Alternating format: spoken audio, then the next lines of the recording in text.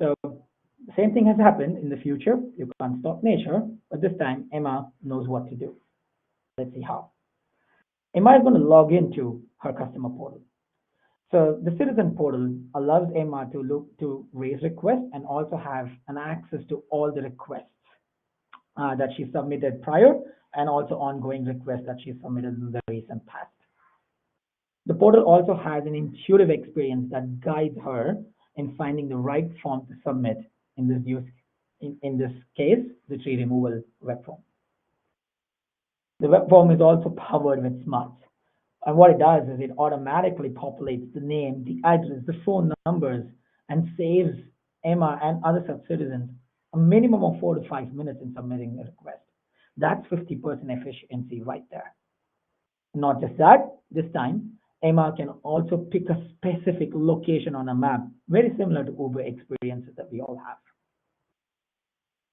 As always, the request then gets submitted to the back office admin team, but this time the team have that map view as well.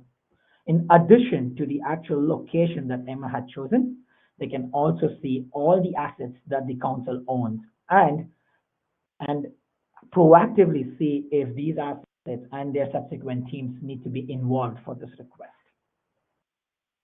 While that's happening, the system also starts the triggered communication with the citizen on their choice of channel, which could be SMS, email, or also notification via the portal. The system will also have the smart, as I mentioned, to predict who the teams would be involved for the specific request. So in this case, the system has a location that's very close to a road and also a tree that have just fallen down.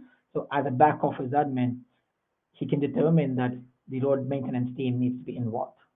That saves a lot of reaction time.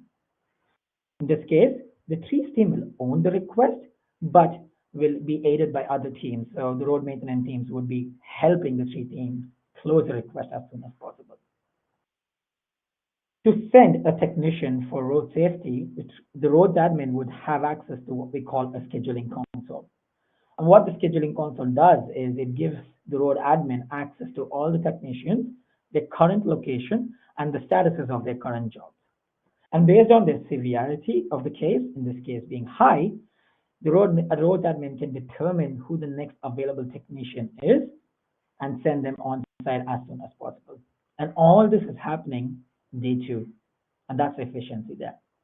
And you can see dotted lines where we're sending systematic notification to the citizen as and when there's a new step in the request lifecycle.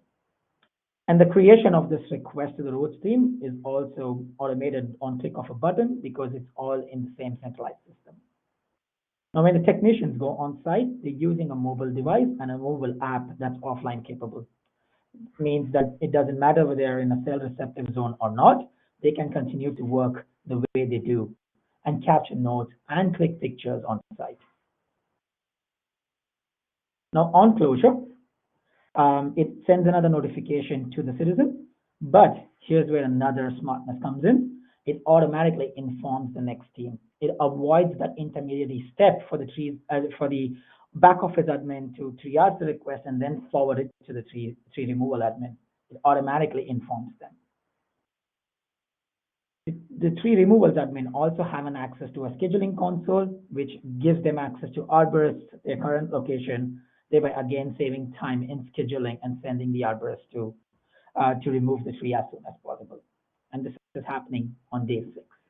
And by about day 7 or 8, the ticket is closed and Emma is notified saying the tree is removed.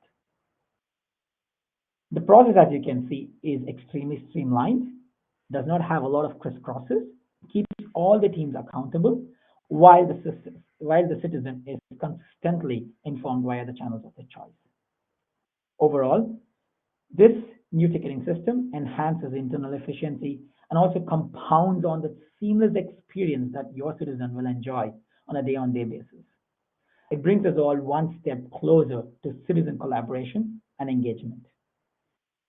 To talk about the overarching architecture and all the other different integrations that we are introducing in this post-transformation solution, I hand it back to Clive.